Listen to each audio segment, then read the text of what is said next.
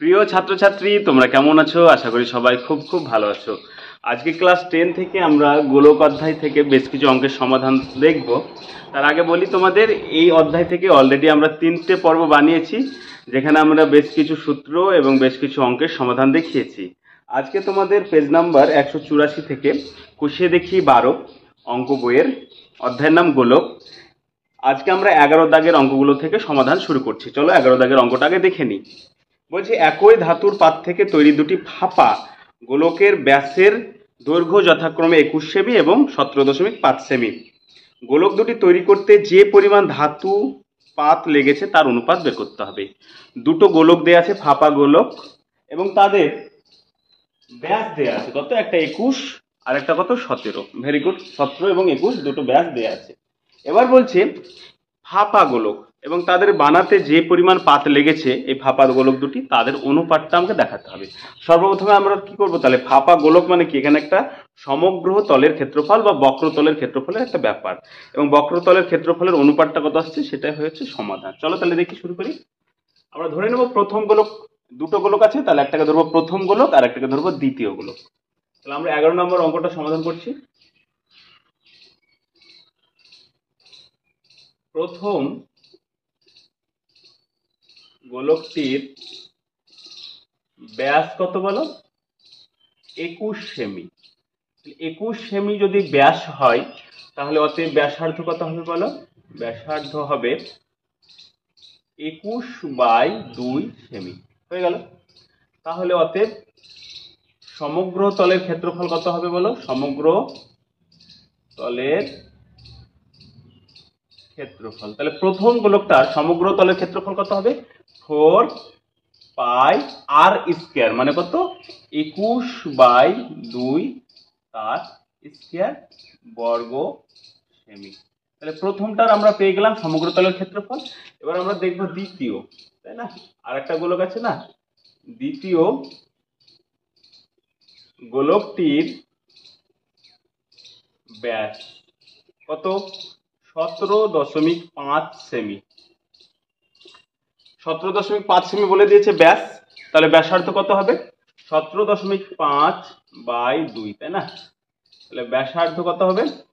17.5/2 semi.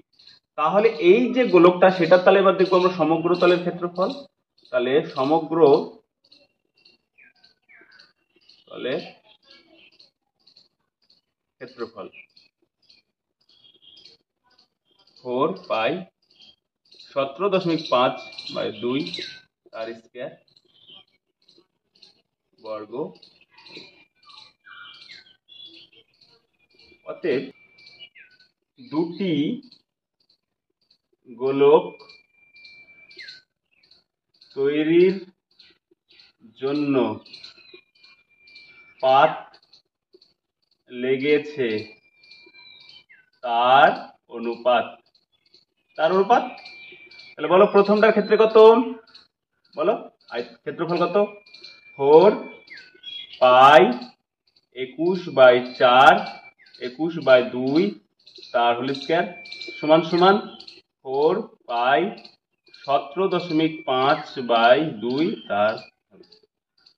তাহলে এখান থেকে দেখো, প্রথমে 4π ক্যান্সেল আউট হয়ে যাচ্ছে, কি পড়ে থাকছে? 21 × 21/2 × 2। অতএব আর এখানে কত থাকছে? 17.5 × 17.5/2 × 2। তাহলে দেখতে পাচ্ছি উভয় পক্ষ থেকে নিচের রাশিটা ক্যান্সেল আউট হয়ে যাচ্ছে, উপরে পড়ে থাকছে 21, দুটো 21, আর এখানে 17.5 দুটো পড়ে থাকছে। এইটাকে যদি আমরা 3.5 দিয়ে ভাগ করি তাহলে পাই 6, আর এইটাকেও যদি 3.5 দিয়ে ভাগ করি পাই 5, এইটাকেও যদি 3.5 দিয়ে ভাগ করি পাই 6, এইটাকেও যদি 3.5 দিয়ে ভাগ করি পাই 5। তাহলে আমরা পেলাম 36:25। তাহলে যে গোলক দুটি বানালাম ফাঁপা গোলক, তাদের যে পাত লাগবে তার অনুপাত হচ্ছে 36:25। এবার আমরা 12 দাগের অঙ্কটা সমাধান করব। অঙ্কটা কি বলছে আগে আমরা পড়ে নেব। বলছে একটি ধাতব গোলকের উপরিতল এমন ভাবে কেটে নেওয়া হলো যে নতুন গোলকের বক্রতলের ক্ষেত্রফল আগের গোলকের ঠিক অর্ধেক হয়। তাহলে কেটে নেওয়া অংশের আয়তনের সঙ্গে অবশিষ্ট নতুন গোলকের আয়তনের অনুপাত নির্ণয় করি। কি বললো, ধরো আমার কাছে এরকম একটা গোলক ছিল, গোলকটার উপরের কিছুটা অংশ কাটলাম, কাটার পরে এইখানে যেটা এলো, এইখানে যে মানটা অনুপাত এলো, আয়তনের যে মান আর এইখানের যে আয়তনের মান, তাদের মধ্যে যে অনুপাত সেটা আমাকে দেখাতে হবে অঙ্কে কত। তাহলে আমাকে কিন্তু বলা আছে, আমি ধরে নিচ্ছি যখন পুরো গোলকটা ছিল, অর্থাৎ ধরি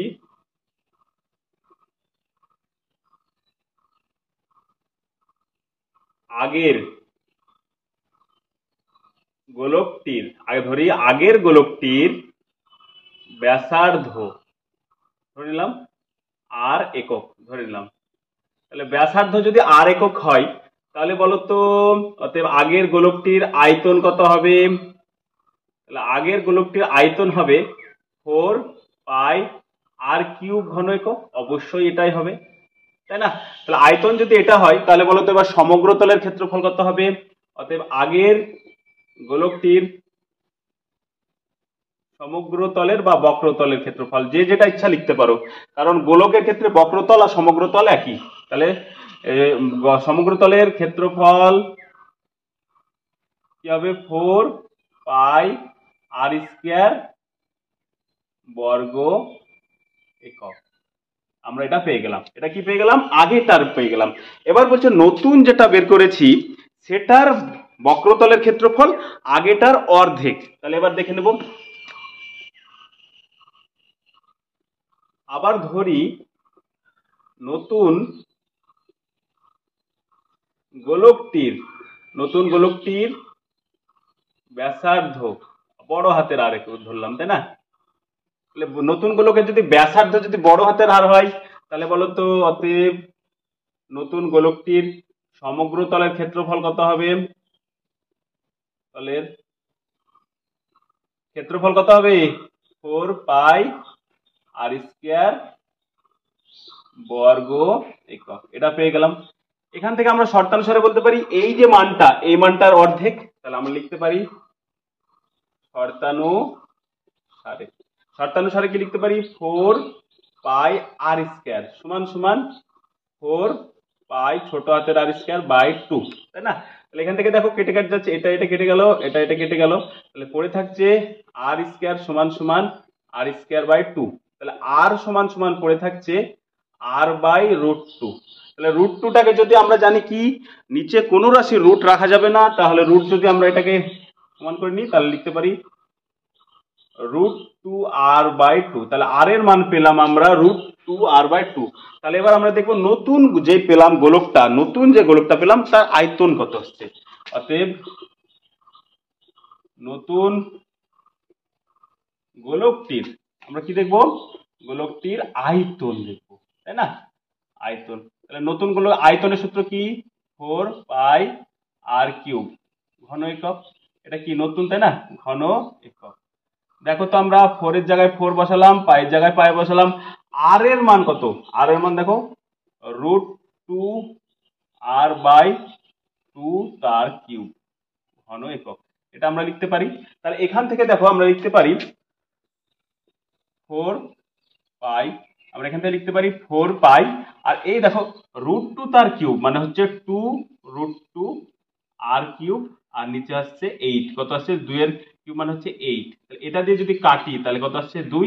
আর এটা দিয়ে কাটলে এটা। তাহলে আমরা কত পেলাম? √2 সরি 3 হবে 4/3। আর আয়তনের সূত্র কি? 4/3 সরি 4/3। তাহলে এখানে কত হবে? ইনটু 3 পাই আর কিউব। তাহলে আমরা সূত্র পেয়ে গেলাম কি নতুন যেটার আয়তন এলো সেটা হচ্ছে √2/3 পাই আর কিউব। এটা পেয়ে গেলাম। তাহলে এবার আমরা দেখে নেব নতুনটার আয়তন পেয়ে গেছি, পুরনোটার আয়তন জানি, সমগ্র তলের ক্ষেত্র জানি। তাহলে এবার দেখবো নতুন এবং পুরানোটার আয়তনের যে, তাহলে এবার দেখবো তাহলে এই জায়গাটার আয়তন আমরা কোনটা পেলাম? এটা পেলাম। পুরো আয়তনটা কত? এটা। তাহলে এই অবশিষ্ট অংশের আয়তন এবার বের করবো।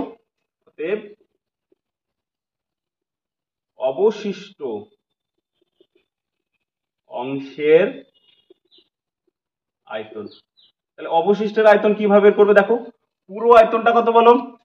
4/3 পাই আর কিউব। এখান থেকে কি ছোট এই যে আয়তন, সেটার আয়তন কত? 2/3 পাই আর কিউব। এটা বিয়োগ করবো, তাই না? ঘন একক, ঘন একক। তাহলে এখান থেকে যদি বিয়োগ করি তাহলে কি কি আসছে দেখো। সর্বপ্রথমে কি কমন আসছে দেখো, 2/3। কত আসছে? √2/3। কারণ আমরা এই যদি ভদ্রলোককে ভাঙি, এই যে ভদ্রলোককে 4 এর জায়গায় দেখো তো আমরা √2 ইন্টু √2 ইন্টু √2, অর্থাৎ 4 এর জায়গায় যেখানে 4 আছে তোমরা কল্পনা করো সেখানে আমরা এইরকম ভাবে লিখতে পারি কি পারি না বলো? এরকম লিখতে পারি, কারণ দুটো √2 জন্য একটা, দুটো √2 জন্য 2 আর একটা 2, তাহলে 4 কে এরকম লিখতে পারি। তাহলে আমরা এখানে কত পাচ্ছি? √2 যদি কমন নিয়ে নিই √3, আবার পাই আর কিউ যদি কমন নিই, তাহলে এখানে পড়ে থাকছে দেখো এই √2 নিয়ে এসেছি, মানে 2√2 পড়ে থাকছে এখানে, আর এখানে কিছু পড়ে থাকছে না, 1 পড়ে থাকছে। ভালো করে এই জায়গাটা বোঝার চেষ্টা করো। 4 কে আমরা কত লিখতে পারি? √2 ইন্টু √2 ইন্টু 2 লিখতে পারি, আর √2 তো এখানে আছেই।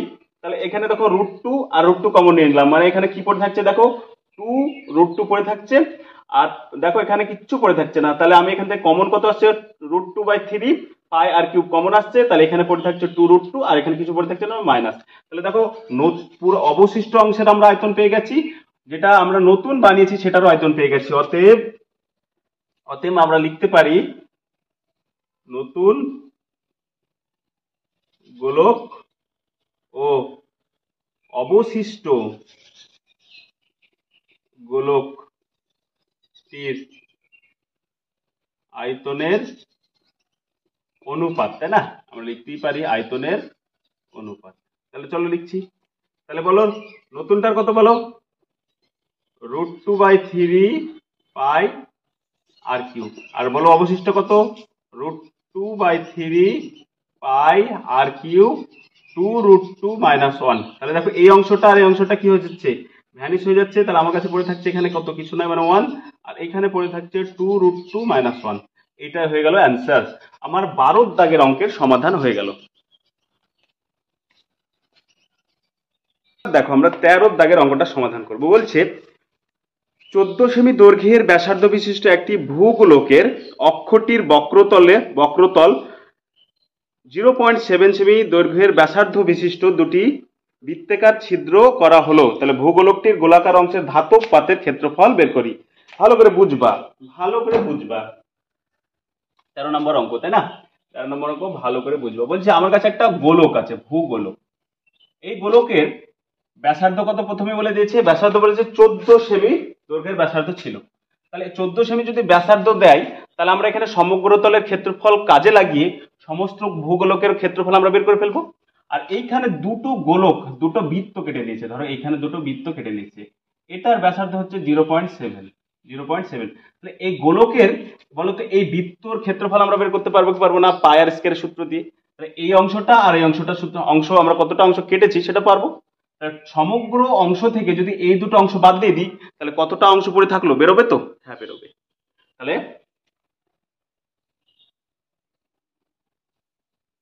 ভূ গোলকটির ব্যাসার্ধ কত বলেছে? ব্যাসার্ধ 14 সেমি। অতএব ভূ গোলকটির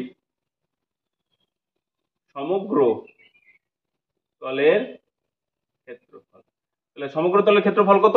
4 পাই আর স্কয়ার। 4 এর জায়গায় 4 লিখলাম, পাই এর মানে 22/7, আর স্কয়ার মানে কত? 14 ইন্টু 14 বর্গ সেমি। আমরা দেখো সমগ্র তলের ক্ষেত্রফল লিখে ফেললাম। এবার কি করবো? এটা দিয়ে কাটবো, তাহলে কত পেলাম? 2 পেলাম। তাহলে এখানে কত পাচ্ছি? 22 ইন্টু 4 88, 88 ইন্টু 7 কত পেলাম? 76। 176 ইন্টু 14 বর্গ সেমি। 176 কে যদি আমরা 14 দিয়ে গুণ করি, 176 কে যদি আমরা 14 করি, তাহলে 2464 কত পাবো? 2464 বর্গ সেমি। দেখো সমগ্র তলের ক্ষেত্রফল পেয়ে গেছি, এতটা আয়তন ছিল। এবার আমরা দেখো দুটো কি আছে? বৃত্ত আছে, তাই না? বৃত্ত দুটির ব্যাসার্ধ দেয়া আছে। ব্যাসার্ধ কত বলো? 0.7 সেমি।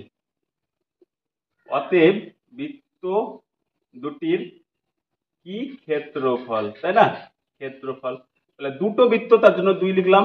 আর ক্ষেত্রফলের সূত্র হচ্ছে পাই আর স্কয়ার। পাই মানে কত? 22/7।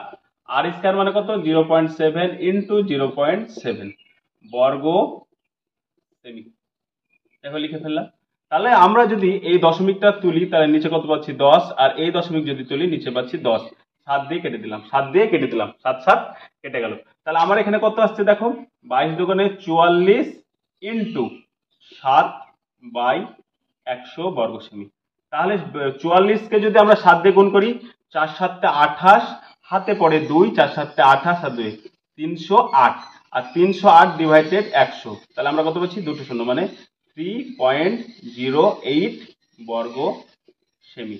তাহলে বৃত্ত দুটির ক্ষেত্রফল আমরা পেলাম 3.08 বর্গ সেমি। আর সমগ্র তলের ক্ষেত্রফল জানি, তাহলে বলো তো, যদি বৃত্ত দুটির অংশ বাদ দিয়ে দিই তাহলে কত করে থাকবে? অতএব বৃত্ত দুটির অংশ বাদে ভূগোলকটির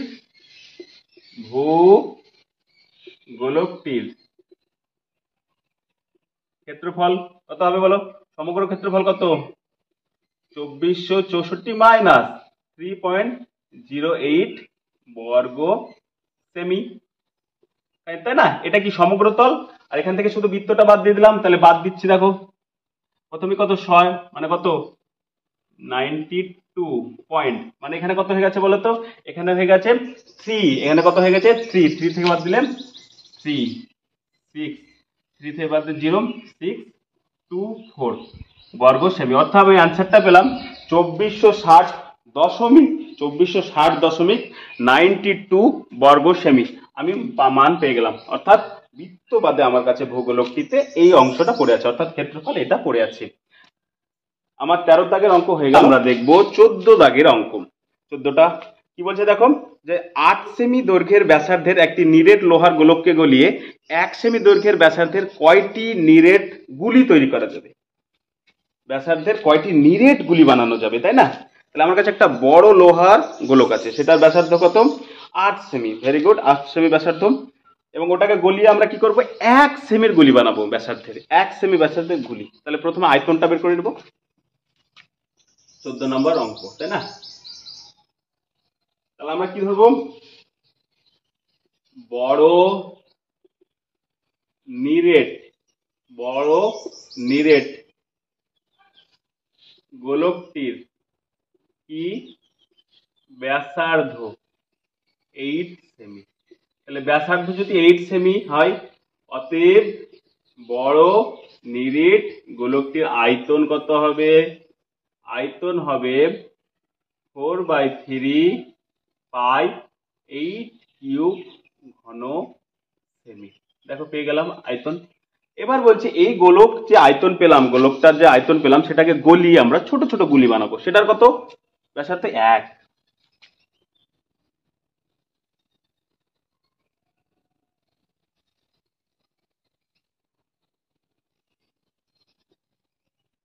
গোলক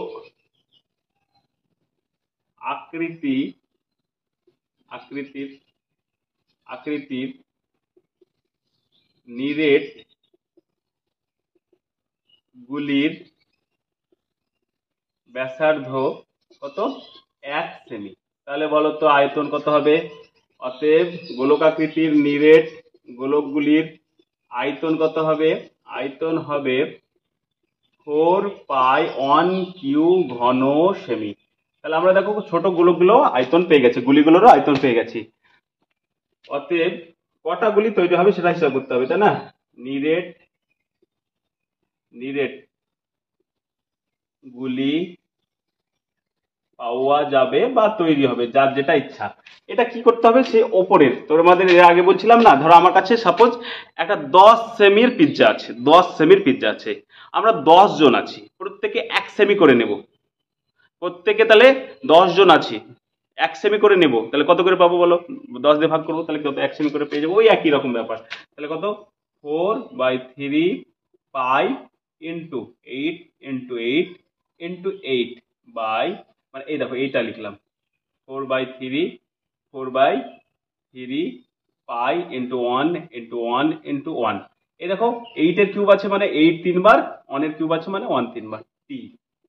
তাহলে দেখো এগুলো কেটে যাচ্ছে, দেখো 4/3 কেটে গেল, পাই পাই কেটে গেল, তাহলে কত 8 8 64 ইন্টু 8 সমান সমান 512টি, মানে 8 এর কিউব মানে হচ্ছে 512টি। তাহলে আমি গোলক কত পাবো, 1 সেমি ব্যাসার্ধের গোলক গুলি কটা পাবো, 512টি। আমার 12 নম্বর অধ্যায়ের কোষে দেখি 12 ওর বড় অঙ্কগুলো সমস্ত শেষ হয়ে গেল। এখানে 4টি পার্ট আছে, তোমরা পার্টগুলো দেখতে থাকো। আর কোথাও যদি তোমাদের কমপ্লেন হয় অবশ্যই জানিও, তোমাদের সেই কমপ্লেন মতো আমি তোমাদের নতুন কোনো পর্ব বানিয়ে দেবো। আর যদি ভিডিওগুলো ভালো লাগে অবশ্যই চ্যানেলটি সাবস্ক্রাইব করবে, লাইক করবে এবং বন্ধুদের মাঝে শেয়ার করবে, যাতে আমি আরও মোটিভেটেড হই, আরও নতুন নতুন অন্য বিষয়ের ভিডিও বানাতে পারি তোমাদের জন্য। খুব শীঘ্রই আসছি, দেখা হচ্ছে তাড়াতাড়ি নতুন কোনো পর্বে।